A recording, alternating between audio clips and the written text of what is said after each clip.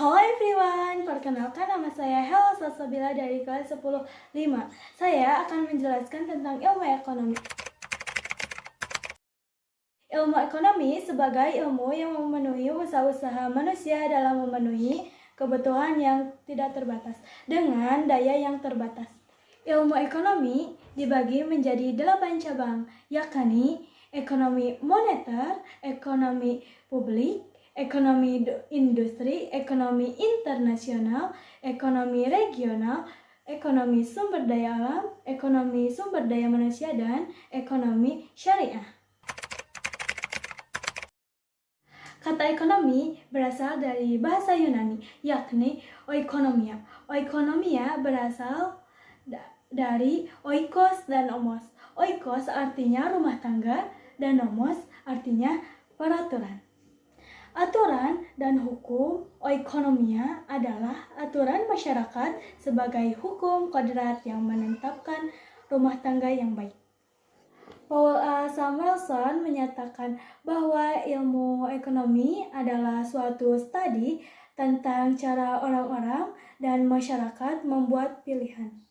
Ada 4 kegunaan utama ilmu ekonomi, yakni menggunakan cara berpikir yang tepat untuk mengambil keputusan, memahami masyarakat dengan lebih baik berkaitan dengan kegiatan ekonomi mereka, memahami persoalan ekonomi global, dan menjadi pemilih yang kompeten.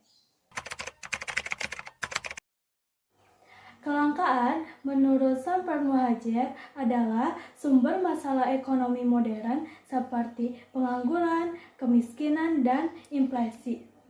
Kelangkaan dapat disebabkan oleh beberapa hal, yaitu keterbatasan benda, kerusakan sumber daya alam, keterbatasan kemampuan manusia, peningkatan kebutuhan yang lebih cepat.